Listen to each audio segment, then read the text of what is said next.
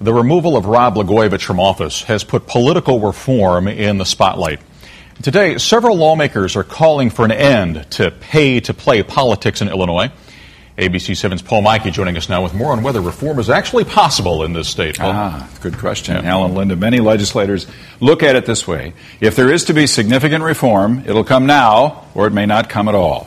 Congressman Mark Kirk wants to tighten contribution restrictions on the national level, and State Senator Matt Murphy, among others, hopes that the Blagojevich scandal will lead to real change in a state with some, quote, Wild West campaign laws. The time is now for stricter limits, greater transparency, and especially consequences.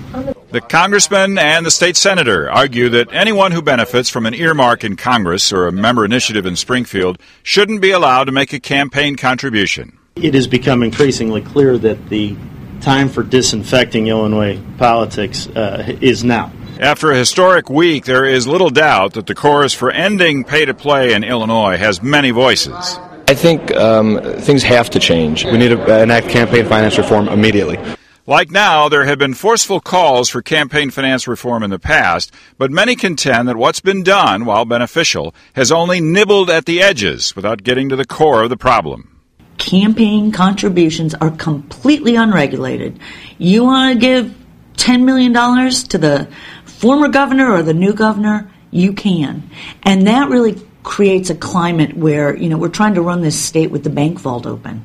You guys are in politics. You know what we have to do to go out and run elections. That remark from Rod Blagojevich in his final speech as governor may add impetus to a legislative effort to put limits on campaign contributions in Illinois, patterned after federal limits. An individual can give a candidate no more than $2,400. A company or a union through their political action groups are limited to $5,000. This should be a slam dunk, and it's not going to be. Cindy Canary and the Illinois Campaign for Political Reform have spent years measuring who gives and who gets. They've seen past efforts falter, but this time public discontent may make a difference. Legislators who say, well, same old, we got a good prosecutor, we don't need good laws. I don't think there is any more tolerance for that argument. Illinois is one of only a handful of states that have no limits on campaign contributions.